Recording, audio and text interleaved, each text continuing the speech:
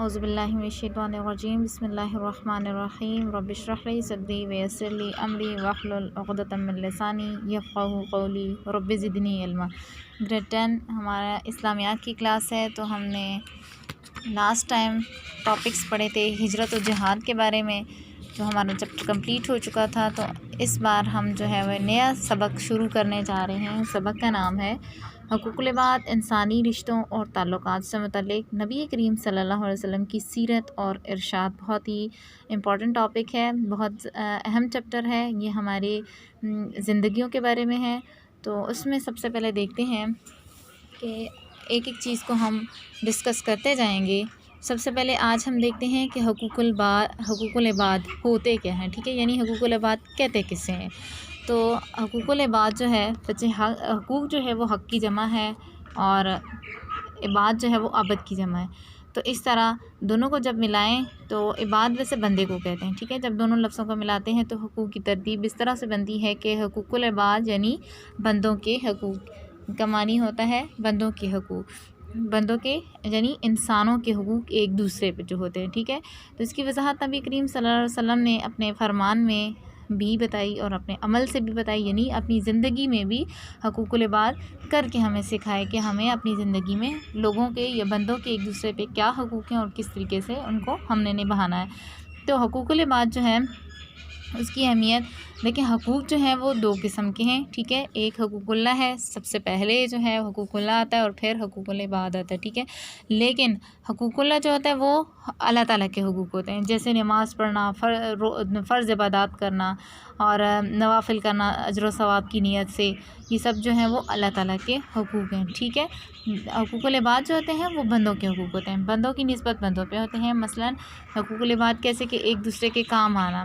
ہم کوئی بھی انسان دیکھیں تنہا زندگی نہیں گزار سکتا، کوئی انسان بھی ایسا پیدا نہیں ہوا کو جو شروع سے لے کے آخر تک یعنی پیدائش سے مرتے دم تک اپنی زندگی بالکل اکیلے ہی گزارے، یعنی اس کو دوسرے کسی بندے کی ضرورت ہی نہ پڑے، ایسا بالکل بھی نہیں ہو سکتا۔ انسان پیدا ہوتا ہے تو وہ اس کو پیدائش کے بعد فوراً سے اپنے ماں باپ کی ضرورت ہوتی ہے، خوراک کی ضرورت ہوتی ہے، اپنی خاندان فیملی کی ضرورت ہوتی ہے۔ اس کے بعد جیسے جیسے وہ بڑا ہوتا جاتا ہے تو اس کو دوستوں کی، رشتہ داروں کی، یعنی یہ دائرہ وسیع ہوتا جاتا ہے، تو اس کو تمام انسانوں کی ضرورت ہوتی ہے۔ اسی طریقے سے جیسے تمام انسانوں کا دائرہ وسیع ہوتا ہے ایک دوسرے کے اسی طرح تمام انسانوں کے حقوق بھی ہوتے ہیں۔ تو اس دائرے کے اندر رہتے ہوئے ہم نے ان حقوق کا بھی خیال رکھنا ہے اور حقوق کو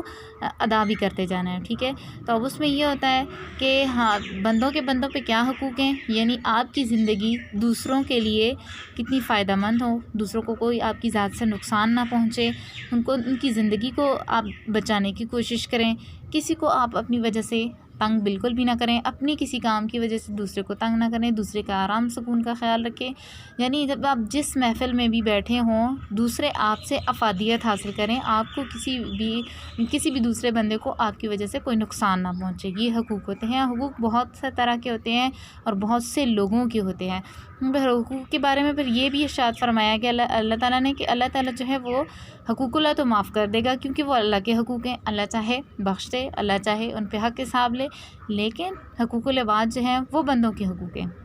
اب اس کے بارے میں اللہ کا بھی یہی ارشاد ہے کہ جب تک وہ بندہ جس کے ساتھ ہم نے زیادتی یا کوئی بھی کمی بیشی رہ گئی ہے، یہ جو بھی اس نے انتقام لینا ہے، یہ جو بھی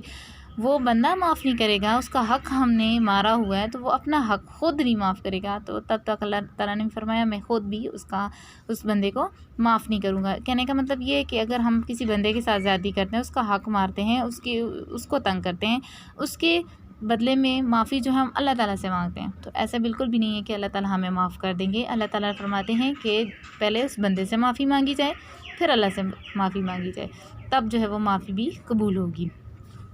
یہ تو تھے حقوق العباد یعنی حقوق العباد کہتے کسے۔ آپ دیکھتے ہیں کہ کیا حقوق العباد کیسے کیسے ہوتے ہیں اور کتنے لوگوں تک۔ کیا حقوق العباد ہماری صرف فیملی کے ہی ہوتے ہیں، یا ہماری اپنی ذات کے ہوتے ہیں، یا ہمارے جو بہن بھائی یا رشتہ دار یا ان لوگوں تک ہی ہوتے ہیں، یا حقوق العباد کی کوئی فہرست ہے یا کوئی کسی اور کے بھی حقوق ہوتے ہیں۔ تو سب سے پہلے جو ہے وہ اس میں ملازموں اور خدمت گاروں کے حقوق ہیں۔ اب ملازم اور خدمت گار کے آپ سوچتے ہوں گے کہ کیا حقوق ہوں گے؟ جی بچوں، یہ بھی انسان ہیں، ان کے بھی ہم انسانوں پہ حقوق ہوتے ہیں، اور ان انسانوں کے ہم انسانوں پہ یہ حقوق ہوتے ہیں۔ اگر ہم کوئی ملازم رکھتے ہیں، ٹھیک ہے، کوئی خدمت کے لیے کسی بندے کو مامور کرتے ہیں، تو اس کے لیے ہمیں یہ چاہیے کہ ہم اس کے ساتھ ان کے جتنے بھی رکھے ہوئے ہیں یا ایک یا جو بھی ہے، ان کے ساتھ ہم انسانیت کے تحت برابری کا سلوک کریں، ٹھیک ہے۔ یعنی ان کو اگر خدمت گزار ہم نے کوئی رکھ لیے یا کوئی ملازم غلام رکھ لیے، اس کے ساتھ ہم اتنا اچھا سلوک کریں کہ اس کو اپنے سے کمتر نہ سمجھیں، اور اس سے اتنا ہی کام لیں جتنا کہ وہ برداشت کرے۔ ایسا نہ ہو کہ اس سے کام زیادہ لیا جائے اور اس کو اس کے عوض تنخواہ جو ہے وہ بہت کم دی جائے۔ تو اس کے بارے میں نبی پاک صلی اللہ علیہ وسلم کا ارشاد ہے کہ مزدور کا پسینہ خشک ہونے سے پہلے اس کی مزدوری ادا کرو۔ کتنی اچھی بات ہمارے نبی کریم صلی اللہ علیہ وسلم نے ارشاد فرمائی کہ اگر کوئی مزدور ہے، ظاہر سی بات ہے مزدوری کرنا تو بہت مشکل کام ہے، وہ سارا دن محنت و مزدوری کرتا ہے، اور شام کے ٹائم پہ اگر اس کے ہم جھڑک کے یا کوئی عذر پیش کر کے واپس کر دیں تو وہ اس نے اپنے بھی گھر کا نظام چلانا ہوتا ہے، اس سے بہت متاثر ہوتا ہے اور اللہ کی ناراضگی کا باعث ہے۔ جس بارے میں نبی کریم صلی اللہ علیہ وسلم کا ارشاد ہے مزدور کا پسینہ خشک ہونے سے پہلے، یعنی کہ جیسے ہی اس کی مزدوری ختم ہو اس کو ہم اس کا معاوضہ دے کر رخصت کریں۔ اس کے بعد ہے پڑوسیوں کے حقوق۔ نمبر 2 پہ آتا ہے پڑوسیوں کے حقوق، پڑوسی یا ہمسایہ، ٹھیک ہے۔ اب ان ہمسایہ اور پڑوسیوں کے حقوق پہ تو نبی کریم صلی اللہ علیہ وسلم نے اتنا زور دیا کہ نبی کریم صلی اللہ علیہ وسلم نے اس بارے میں خود ارشاد فرمایا کہ مجھے جبرائیل علیہ السلام بار بار پڑوسی کے ساتھ حسن سلوک کی تاکید کرتے، حسن سلوک یعنی اچھے سلوک کی تاکید کرتے تھے، یہاں تک کہ مجھے خیال پیدا ہونے لگا کہ شاید اللہ تعالیٰ پڑوسی کو وراثت میں شریک کر دیں گے۔ اب پھر ہے ماں باپ کے حقوق۔ ماں باپ کے حقوق، ظاہر سی بات ہے انسان پیدا ہوتا ہے، ماں باپ ہی پیدا کرتے ہیں، پہلے اللہ کی ذات پھر ماں باپ کی ذات، تو پھر ماں باپ جو ہیں ان کو جوانی میں تو ان کو اللہ تعالیٰ نے صحت عطا کی ہوئی ہوتی ہے، لیکن اس کے باوجود ہم اولاد کا کیا حق ہے کہ ہم اپنے والدین کو بہت اچھے طریقے سے ان کی خدمت کریں، ان کی فرما برداری کریں، ہر جائز کام میں ان کی مدد بھی کریں، ان کی بات مانیں بھی۔ تو قرآن پاک میں اللہ تعالیٰ نے والدین کے ساتھ اچھا سلوک کرنے کی تاکید فرمائی ہے، ارشاد ربانی ہے وَبِالْوَالِدَيْنِ إِحْسَانًا، یعنی والدین کے ساتھ اچھا سلوک کرو۔ اس بات کی بالکل بھی اجازت نہیں دی کہ والدین کے سامنے اف تک یعنی اف ایک اتنا چھوٹا سا ورڈ ہے جو ہم دن میں کتنی بار کہہ دیتے ہیں، یہاں تک کہ اپنے والدین کو اف تک کہنے کی بھی اجازت نہیں دی گئی، یعنی ہمارے والدین کے اتنے زیادہ حقوق ہیں کہ وہ جیسے ہی حکم دیں ہمیں ان کی فرما برداری کرنی چاہیے، حکم کی تعمیل کر دینی چاہیے۔ پھر ارشاد ربانی ہے لا تقل لهما اف ولا تنهرهما وقل لهما قولا کریما، ترجمہ ہے ان کو والدین کو اف تک نہ کہو اور نہ جھڑکو یعنی غصے والی انداز میں بات ان سے نہ کریں، غصے والے انداز میں بالکل بھی ان کو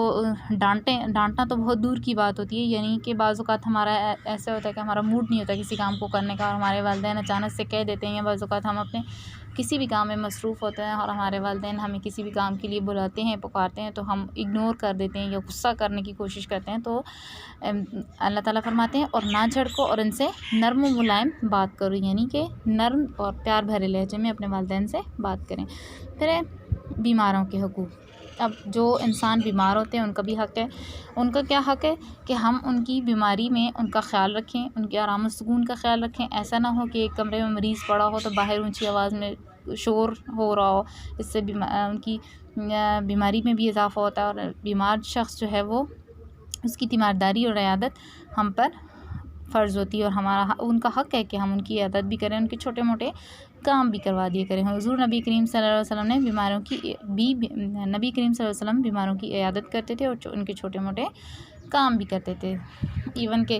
ایک عورت تھی جو نبی کریم صلی اللہ علیہ وسلم پہ کوڑا پھینکا کرتی تھی، تو ایک دن جب وہ بیمار پڑ گئی تو نبی پاک صلی اللہ علیہ وسلم اس یہودی عورت کے گھر بھی جا کر اس عورت کی عیادت کے لیے گئے تھے۔ تو ہمیں بھی ایسا ہی کرنا چاہیے، دوسروں کے کمی کوتاہیوں کو معاف کر دینا چاہیے اور ان کا خیال رکھنا چاہیے۔ اچھا، عورتوں کے حقوق۔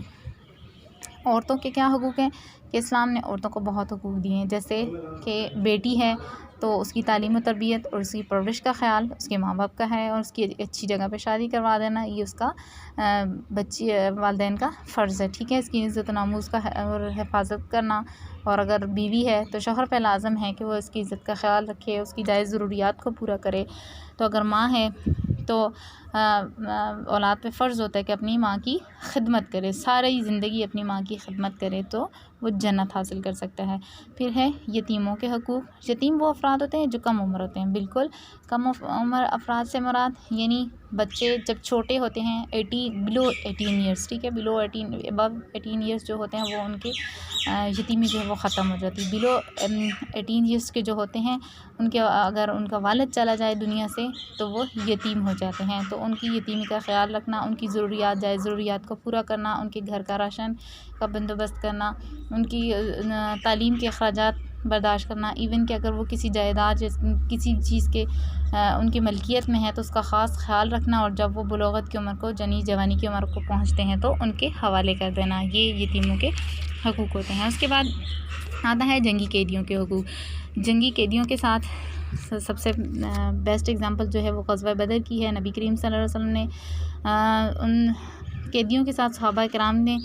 خود مثالی سلوک کیا تھا، وہ یہ کہ وہ خود نہیں کھانا کھاتے تھے، جنگی قیدیوں کو کھلاتے تھے، ان کا ہر طرح کا آرام کا خیال رکھتے تھے، اور جب انہیں آزاد کرنے لگے چاہا تو نبی کریم صلی اللہ علیہ وسلم نے ان کے لیے مسلمانوں کے 10 بچوں کو تعلیم دلوانے کے لیے یہ ان کے ذمہ لگا دیے کہ انہوں نے مسلمانوں کے 10 بچوں کو تعلیم دینی ہے، تب وہ آزاد ہو سکتے ہیں۔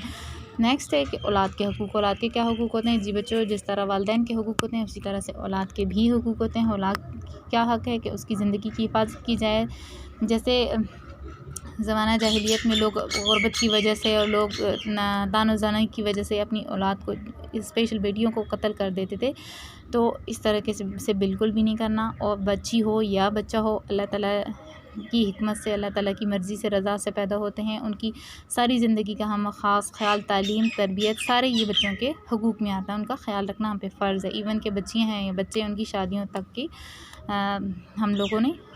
کروا دینی ہے، اور اپنی اولاد کو مفلسی کے خوف سے بالکل نہ قتل کرنا۔ مفلسی غربت کے کچھ لوگ ہوتے ہیں جو غربت کے ہاتھوں اپنے بچوں کو قتل کر دیتے ہیں، ایسا بالکل بھی نہیں کرنا کیونکہ یہ گناہ ہے۔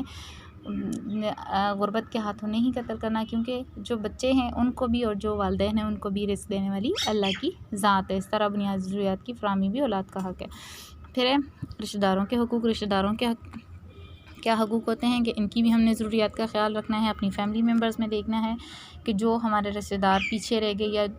جو قسم پرسی کی حالت میں یا وہ جو بھی ہیں، ان کو ہم لوگوں نے ان سے اپنا تعلق نہیں توڑنا بلکہ ان کی ضروریات کا خاص خیال رکھنا ہے، ان کو زندگی میں اپنے ساتھ لے کے چلنا ہے، ان کے گھروں میں آنا جانا